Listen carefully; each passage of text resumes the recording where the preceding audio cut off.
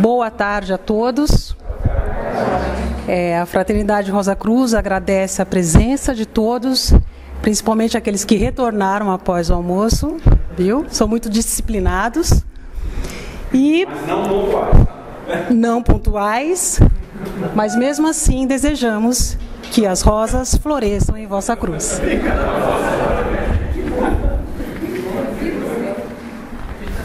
Ok.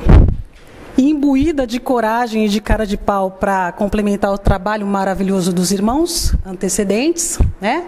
O Ricardo e o Carlos Guit, nosso agradecimento especial. A gente vai trazer mais um conteúdo para que os irmãos trabalhem, reflitam, mastiguem e digiram da melhor forma. Já no folder, a gente na página 11...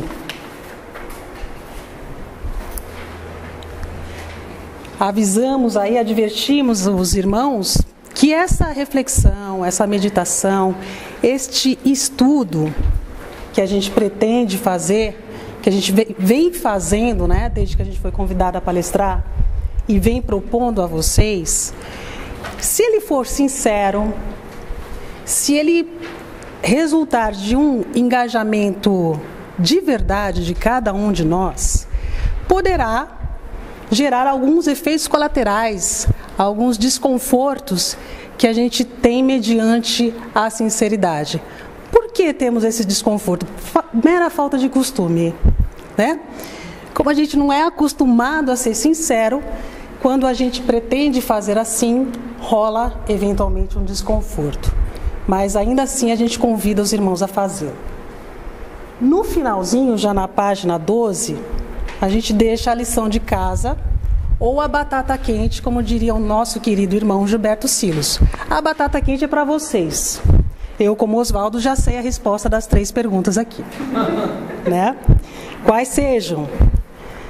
Por que nos tornamos escravos? Quem ou o que nos escraviza? E a última, por que não realizamos a perfeita liberdade tão pedida, tão ansiada por nós, via oração Rosa Cruz? Essa é a lição de casa. A gente tem conteúdo para fazer. A gente vai tentar fechar e já anunciar os próximos passos desse estudo. Esse ano a gente vai ter a trilogia, os 10 mandamentos, Sermão da Montanha e a iniciação. No caso com I aqui, tá? Não é iniciação, é iniciação. Hoje a gente está trabalhando os 10 mandamentos, em junho trabalharemos o Sermão da Montanha e finalmente em setembro a iniciação. A gente procurou coordenar os seminários com os solstícios e equinócios, tá? Não por acaso.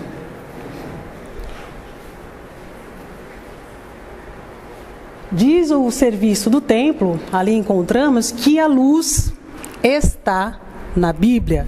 Basta que procuremos. E também está no filme O Livro de Eli, que tem o bônus de ter o Denzel Washington. Já tem gente querendo me denunciar. Não foi pelo Denzel Washington, foi pelo conteúdo que a gente trouxe essa sugestão. Ok? Tá bom. Tá bom. Entretanto, afora as escrituras sagradas, a gente, se tivermos atentos o suficiente, podemos constatar que a nossa própria vida nos informa tudo que podemos saber, e exatamente na medida em que devemos saber, a respeito do retorno à casa do Pai. São Boaventura diz assim, que o mundo visível é símbolo do mundo invisível. É outra escritura sagrada, outra revelação ao lado da que está contida na escritura sagrada propriamente dita. Se acreditarmos assim, verificarmos assim no nosso dia a dia, muitas revelações acontecerão. Aqui uma ilustração que faz menção à ideia platônica de que existe um mundo ideal e um mundo visível, né? o mundo das coisas propriamente ditas. Durante toda a manhã, nós verificamos, através do conteúdo apresentado pelos irmãos, duas propostas iniciáticas. A antiga, que por sinal tem a ver com o trabalho de hoje, e a moderna, né? Que seria a iniciação cristã propriamente dita. À esquerda a gente encontra que amarás, pois, o Senhor teu Deus de todo o teu coração, de tua alma e de todas as tuas forças. À direita, já Jesus dizendo que amarás o Senhor teu Deus de todo o teu coração, tua alma e de todo o teu pensamento. É o jogo dos 7 erros. Qual a diferença da esquerda para a direita? Se é que ela existe. Oi, Ricardo? Força e pensamento. Por que vocês acham que houve essa mudança aqui no final dos requisitos sobre a forma perfeita de se amar a Deus? O que lhes ocorre? Por que sai a força e entra o pensamento em algum momento? Acho que torna mais consciente. O pensamento torna mais consciente. Certo. E força não serve para nada? Força me soa como uma coisa que vem de fora para dentro. De pensamento é uma coisa inerente ao meu interior. O pensamento. Uma reflexão das coisas que eu experiencio no exterior. Podemos dizer que o pensamento demanda uma maior individualidade? É certo dizer assim? Estas forças apontadas aqui seriam desde fora e incidiriam sobre nós? E, portanto, aqui estaríamos passivos e aqui ativos? Não necessariamente. Não necessariamente? Na iniciação antiga, a ideia de castigo, punição e medo de Deus era muito forte, né? Sim. E na iniciação moderna, isso passou a um entendimento de Deus como um amigo e parceiro de evolução, envolvendo um discernimento do que é Deus. Discernimento do que é Deus. Oi. Eu sou força, mas sou muito mais pensamento. Quem vota na força? Quem vota no pensamento? É o seguinte, a gente está estudando a época em que nós estávamos aqui, né? Não que hoje não estejamos ainda aqui, tá?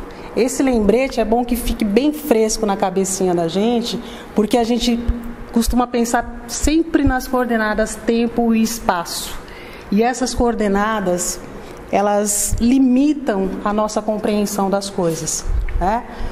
Então, na regência dos 10 mandamentos, de fato, os mandamentos não eram convites, talvez. Eram mandamentos mesmo. Façam. Mas por quê? Por quê? Porque Deus, à época, era um ditador e depois se democratizou? Ou porque à época não tínhamos condições, como por exemplo a criança não tem, para escolher e discernir? Ah, queria ter a cascadura. Cascadura, né? Não é mais? É certo que enquanto o nosso coração bate, estamos vivos. Somente a mente nos torna aptos a decidir o como exercer a vida, né? A nossa grande conquista, em termos de individualidade, não de individualismo, está nesse final. Decisões sucessivas e exercício, aí sim, consciente do viver. O coração alimenta a vida, mas a mente dirige o viver.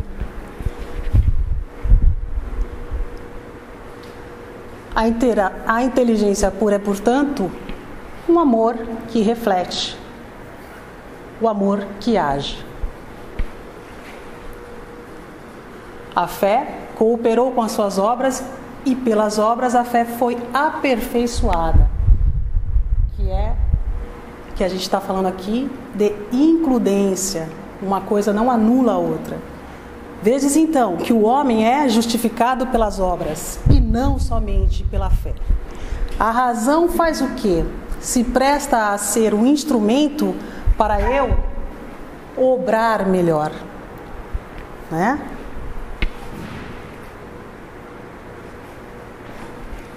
A leitura da escrita divina demanda por uma chave que nos dá acesso aos mais recônditos cômodos de nossa alma. A chave mestra é a analogia. Este passeio aqui que eu propunha aos irmãos que via folder, né? Que a gente visite a nossa alma. Está tudo lá, na verdade. A analogia é a chave, é o instrumento. Através dela percebemos como o exterior, pessoas, circunstâncias e eventos podem revelar condições interiores ou estágios anímicos. Revolver o nosso jardim secreto, as nossas terras interiores, as tornam mais fecundas. O pessoal da jardinagem pode confirmar para mim.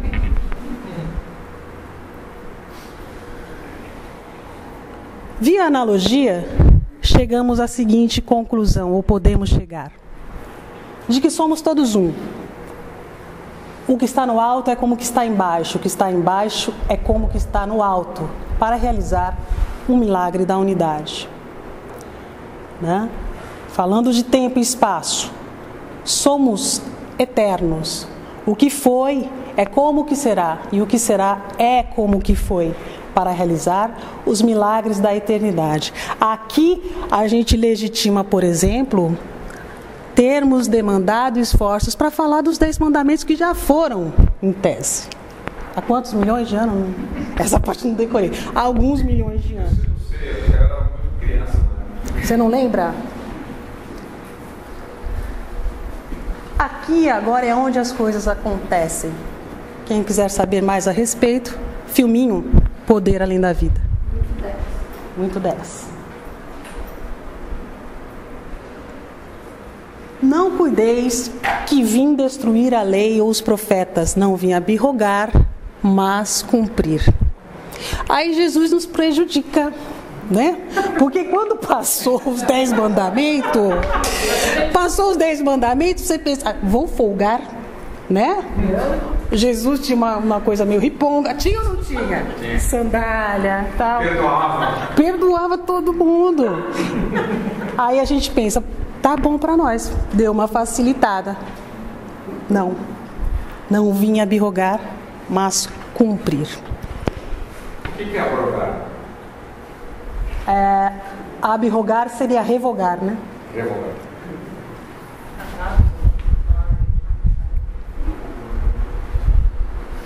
Ok. Ainda tentando sustentar a validade de estudarmos o que estamos estudando. Encontramos correspondências analógicas entre a saga dos Hebreus e a nossa própria história, a nossa história pessoal. Como comprovamos assim? Vivendo atentamente. Se nós vivermos aleatoriamente, sem olhar para o viver, a gente não conclui assim. Lá na historinha, adoro a historinha.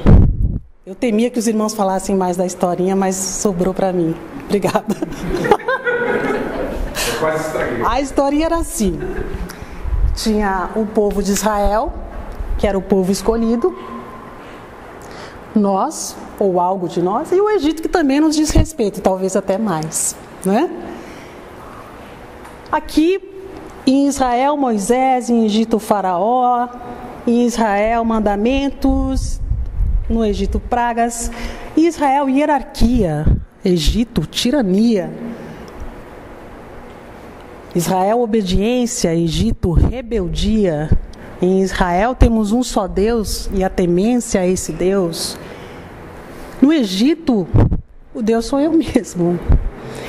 Em Israel eu tenho como caminho o deserto, o atraente caminho do deserto. No Egito eu tenho a Matrix, né? O caminho labiríntico da Matrix. Em Israel eu tenho terra prometida, em Egito eu tenho morte.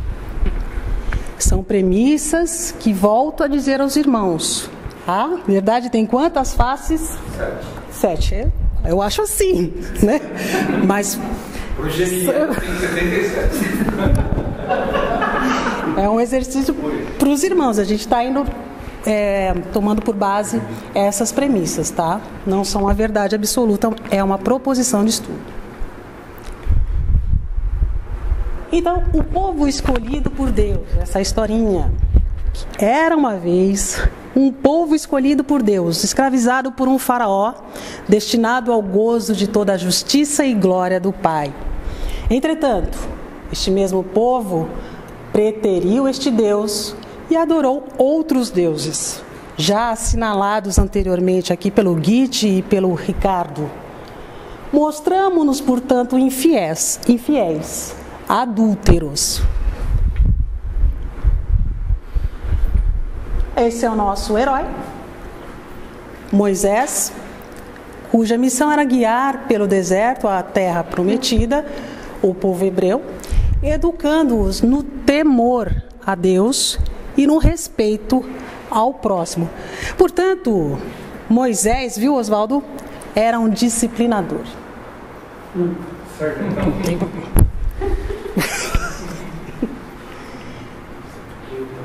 Olha aqui. Alguém conhece essa figura aqui? O que é isso, Ana? Você que sabe É tudo. onde eu tenho meu dinheiro. Essa figurinha está lá na Bolsa de Valores de Wall Street. Desde, segundo o Wikipédia, desde 1988, para dizer para o povo que tinha acabado de perder dinheiro na Bolsa, porque a coisa estava terrível, que olha, vamos continuar adorando a esse bichinho aqui e a gente vai ter o nosso retorno. Era assim que se pensava. Parecido com a crise. Falar um pouco dos personagens, né? Uma boa história tem o protagonista e tem um antagonista, né? E tem uma vítima também, né? A gente já vai falar. O faraó. O faraó é o nosso vilão, que era um rapaz cheio de si, incapaz de se deixar preencher por algo além dele mesmo ou mesmo acima dele, porque ele se considerava, na realidade, a própria divindade. Né? Mas eu tenho algo em comum Com o faraó. Tipo um super-homem. Né? Aí esse filósofo aqui, o Nietzsche, vem dizer o seguinte: ó minha vontade, minha necessidade, tu és a minha lei. Antiquado isso aqui, não mais, né? Ninguém mais pensa assim. Ninguém mais, por exemplo, vai confundir desejo com necessidade. Não. É que o Nietzsche não assistiu a aula do Ricardo. Não assistiu? Falou assim, que é ser escravo da necessidade. O Nietzsche também. Desatento. Filminho. Esse aqui é um dono do mundo, né? Inclusive baseado em fatos reais para quem gosta. A gente gosta de uma fofoca, né? Aqui, baseado em fatos reais, o Lobo de Wall Street. História de um rapazinho aí que foi sucesso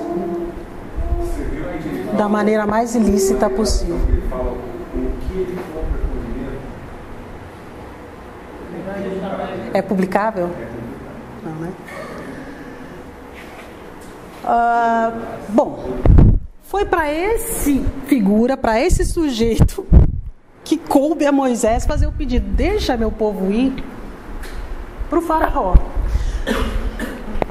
Quem é, ao que o faraó responde, quem é o Senhor cuja voz eu ouvirei para deixar ir Israel? Não conheço o Senhor, nem tampouco deixarei ir Israel. Então ele já dá notícias aí da indisposição de obedecer, né? Aí o Senhor responde: deixa o faraó comigo. Os egípcios saberão que eu sou o Senhor quando estender a minha mão sobre o Egito e tirar os filhos de Israel do meio deles. O que a gente tem aqui astrologicamente falando? Menos Oswaldo. Deixa eu ver, menos Oswaldo, Guide e Ricardo. Muita gente. Isso aqui é famoso. É o queridinho da nossa curiosidade do mapa. Dei a dica. A gente vai nele. Como é que está ele? Começa a usar. Termina com turno. É ele mesmo, né? Olha aqui a gente se colocando na mão forte de um Saturno mais básico, né? Então foram 10 vezes que o faraó desobedeceu a essa solicitação, atraindo para si e para os seus as 10 pragas. Onde estão as pragas? Como eu reconheço as pragas no meu tema natal?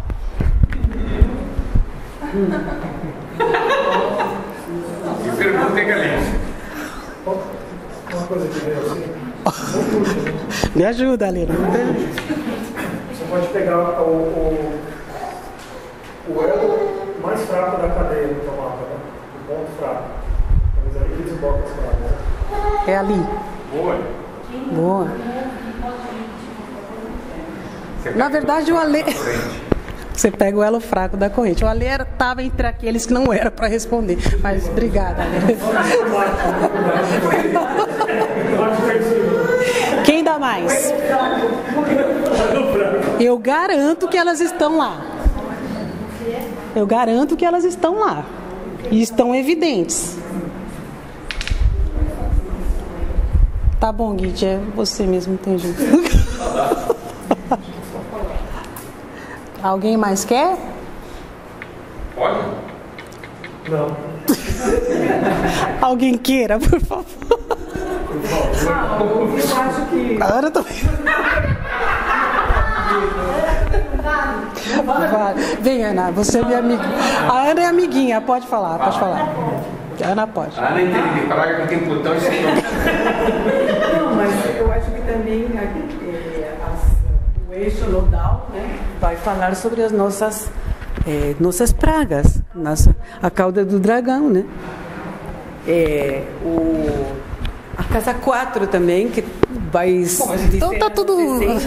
infestou todo o mapa. Olha aqui, a Ana é saturnina, como diz você. Gente, aflições, né? As aflições, elas, quadraturas, oposições, de fato, casa 4, né? É todo um manancial, na verdade, de informações que vem nesse sentido. Basta que a gente tenha essa disposição e essa coragem de ver, né? E a casa 7 também, que é o outro, né? Como você se relaciona com o outro. Que é a casa do inimigo declarado? Que o Oswaldo falou na aula de Bíblia, que se você resolve a casa 7, você resolve todo o seu mapa. Ok. É difícil ir em direção ao outro. É difícil. E aonde você tem o seu Marte também, no nosso atual estado de condição, poderia ser? Poderia ser também. O seu Marte, o que você faz? Olha, era uma questão de dar mais um tempinho. Obrigada, Guide. Eles sabiam tudo, desde o princípio. As aflições são impostas ao eu inferior para que este se submeta à vontade do espírito, né? Então, verifiquemos nos nossos mapas estas aflições e agradeçamos a graça que elas são e que elas fazem ao nos informar aonde não estamos respeitando esta hierarquia. Ali, quando a gente se rebela contra o próprio destino, que sintoma você diria que é esse? Sintoma do quê? Você se rebelar com o seu destino? Olha, ingratidão. Se eu tivesse que dizer numa palavra, eu diria assim: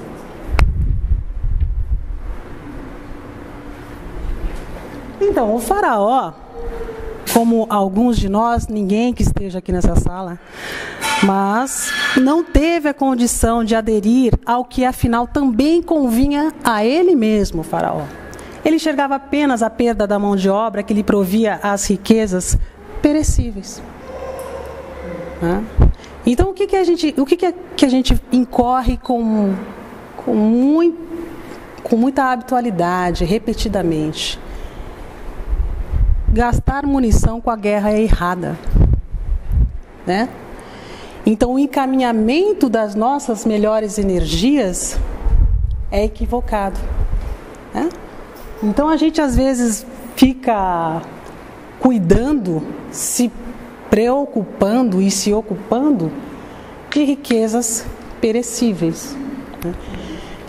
Investimos mal, portanto. É importante que a gente veja assim. A gente investe mal as nossas energias. O faraó, ele fez o seguinte, é um recortezinho que eu vou fazer, uma historinha de uma coisinha que ele fez, e vocês vão me dizer o que aconteceu quando ele fez assim.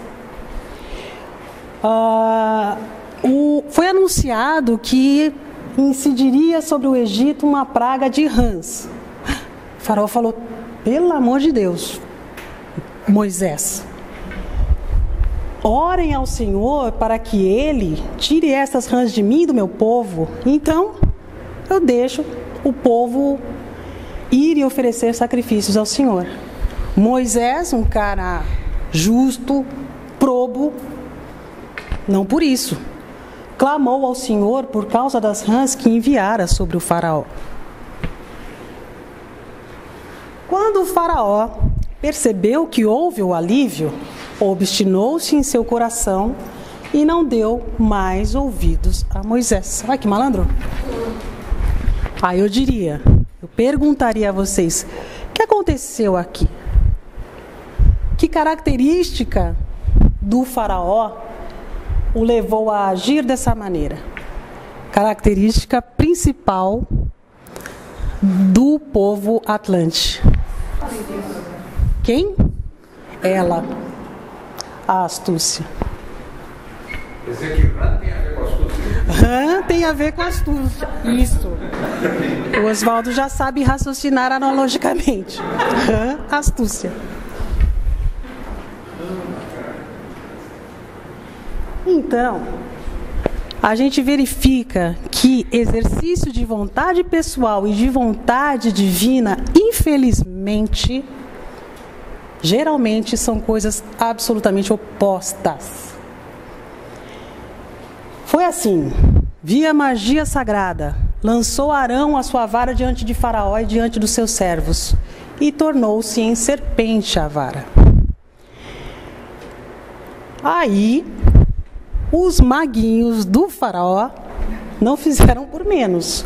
Fizeram o mesmo e com os seus encantamentos, cada um lançou a sua vara e tornaram-se em serpentes também. Qual o problema? Ele faz, eu também faço, né? E essa prática se dá algumas vezes, viu? Ele mimetiza os efeitos, né, da magia sagrada através dos maguinhos dele. Mas, como Deus é maior, a vara de Arão tragou as varas dos maguinhos, né? Porque, para que se cumpra, venha o teu reino, seja feita a tua vontade, assim na terra como no céu. Aqui, filminho que a gente gosta, fé demais não cheira bem. É um trocadilho aí que vai demonstrar um pouco do que se trata essa história de magia arbitrária e magia sagrada, né? E a gente vai verificar que na magia sagrada você tem o poder do alto incidindo aqui no nosso plano. E na magia arbitrária você tem o poder pessoal que vai contemplar somente aquele que fez aquela magia, né? Ou seja, impera o egoísmo na magia arbitrária, enquanto na magia sagrada você só tem a possibilidade do altruísmo. Diz o nosso querido e amado Max Heinel que o caminho da evolução é uma espiral. A gente vê essa espiral acontecendo naquela época. Deus fez o povo rodear pelo caminho do deserto do Mar Vermelho. E armados, os filhos de Israel subiram da terra do Egito. Então, a fuga, o êxodo, foi um movimento em espiral. E o Senhor ia diante deles de dia e de noite. Nunca tirou diante do povo a coluna de nuvem de dia, nem a coluna de fogo de noite. Ou seja, quem alterna somos nós. O poder divino, quem alterna, quem vacila, somos nós. O poder divino é a estabilidade, é a fidelidade, de um serviço prestado ininterruptamente para que nós façamos o nosso caminho. Aqui. A famosa passagem do Mar Vermelho, que o Oswaldo acabou dizendo alguma coisa a respeito. Se nós pensarmos que essas águas que teriam a possibilidade de fazer assim com o povo hebreu, não o fez porque aqui entre as águas incidiu o poder de Moisés. Um poder aéreo, mental, que fez com que o povo pudesse passar nesta vacuidade de ar e de terra. E as águas? As águas se submeteram à vontade do alto. Mas por que teve que ser o Moisés a fazer assim? Porque nós estávamos longe, mas muito longe, do domínio do nosso Mar Vermelho. Como ainda estamos, Não bastasse ser mar, era o Mar Vermelho. Lembra algum corpo de... Lembra qual corpo? Vital? Não lembra o corpo de desejo, gente? Lembra o sangue também. Lembra o sangue também. Que, aliás, foi o primeiro prodígio, de Moisés, foi transformar a água do mar em sangue,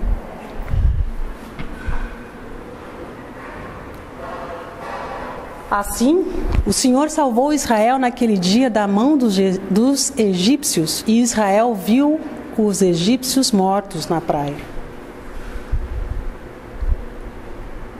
cumprindo a promessa.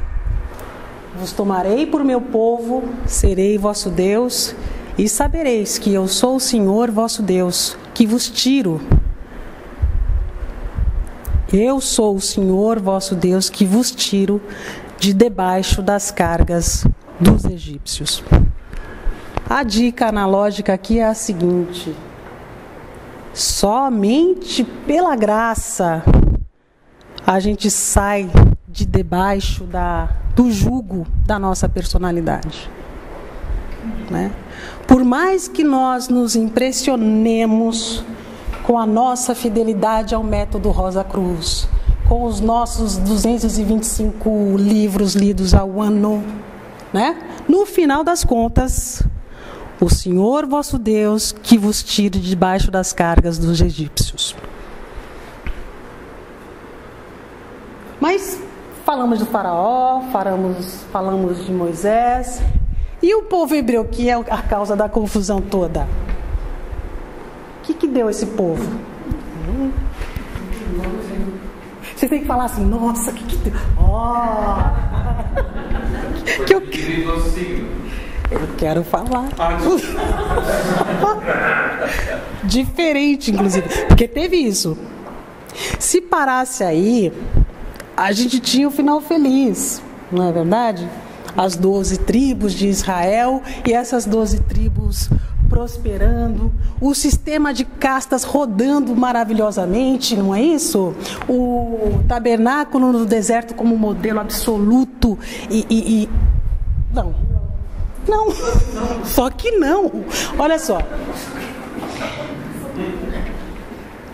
Olha o povo hebreu. Primeiro dia depois primeiro dia de caminhada no deserto, da trilha do caminho de Santiago. Quem dera tivéssemos morrido por mão do Senhor na terra do Egito. Não é assim que a gente faz na crise financeira, por exemplo? Deus desaparece, né? Quando... Mas Deus não está na nota do dólar? Ah, mas a nota não está, Deus não está.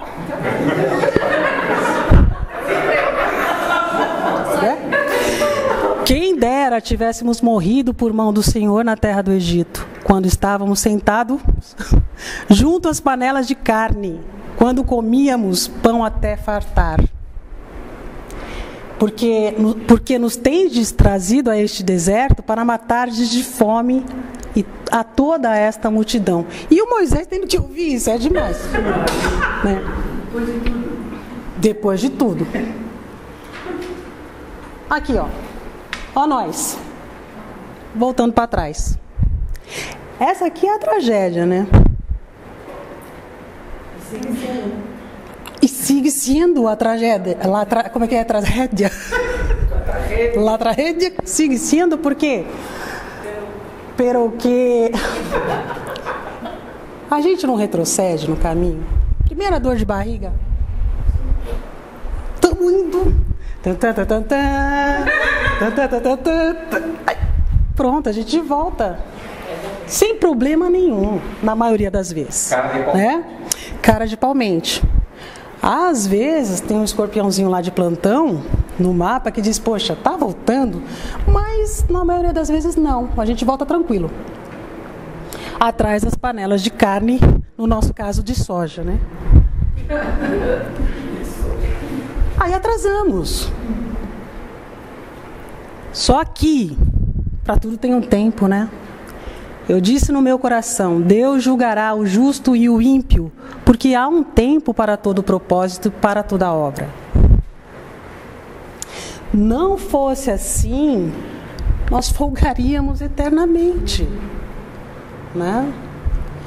Não fosse esse maravilhoso recorte que nós temos aqui na vida material, para termos as experiências e estar nessa história de tempo, nós não evoluiríamos, nós não teríamos incentivo, né, para a ação. Aí, falar em atraso, a gente lembra da parábola das virgens. As virgens eram ótimas. Você tinha as prudentes, eu e minhas amigas, e as loucas, o pessoal da farra, né? Quem? As malucas. Essas aqui, bom, eu vou tentar resumir, vou tentar lembrar e resumir. Elas estavam esperando o noivo, né? Iam pernoitar nessa jornada ao encontro do noivo. Para tanto, precisavam de, como que chama? Candeeiros, né? Que eram movidos a óleo. As malucas... Azeite fornecido pelo rei. Azeite, desculpa, é que eu sou mais humilde. Era azeite que elas precisavam. As prudentes tinham ou não tinha azeite? Tinha, de sobra. Não tinha justinho, mas tinha, as prudentes. As loucas, tinha azeite? Não tinha. Aí, na hora que dá precisão, cara, tipicamente, ou escuta, vocês não podem ceder pra gente, as loucas para as prudentes. As prudentes diziam, olha, se a gente ceder para vocês, a gente fica com o quê? Não, vai comprar. Quando as malucas saíram a comprar o azeite, quem chegou? O noivo, né? Ficou ruim para elas, né? Azar ou imprevidência, ou falta de diligência, falta de vigiar, né? Mas a gente costuma chamar de azar. Na minha vez ele chegou, sem eu ter o azeite, a gente diz assim, né? justo quando eu saí, eu nunca saio, hoje que eu saí, astúcia, não é? Bom, o fato é que esse imbróglio todo reside na nossa inclinação a desobedecer. Né? A gente vai virar e mexer, a gente vai ter a questão da desobediência, no mínimo, como uma das hipóteses do nosso atraso. A obediência, ela pode imobilizar a nossa vontade de grandeza. A gente tem, só eu, silenciar desejos e emoções diante da consciência e da razão. Da consciência e da razão, dando primazia ao ideal sobre o aparente. Né? O fato é que nós temos ideal. Nós somos idealistas, somos aspirantes ou não somos? A gente está aqui, gente, né? Pleno domingo, com esse calorão e tentando alguma coisa. Né? Mas isso não basta.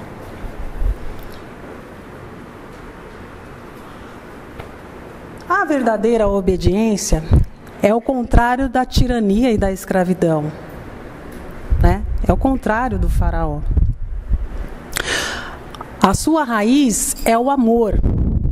Dele decorrem a fé e a confiança. Obedecer é reconhecer a existência de algo superior. Quem reconhece a Deus, necessariamente, forçosamente, ou melhor que forçosamente, quem reconhece a Deus, voluntariamente obedece. Você vê que a noção de hierarquia em contrapartida à anarquia é importante. Porque quem não tem noção de hierarquia não tem noção de superioridade e de inferioridade. Nivela tudo igual. E ser irmão, ser fraterno, não é nivelar tudo no mesmo patamar. Eu sou irmão da samambaia, mas é óbvio que a samambaia é muito mais inteligente do que eu. Eu pensei que você ia falar o absurdo. Nós não somos anjos. Os anjos são o nosso maior exemplo, né? O nosso maior modelo de obediência, de meta-obediência, eu diria. Mas mesmo entre eles... Bom, não somos anjos.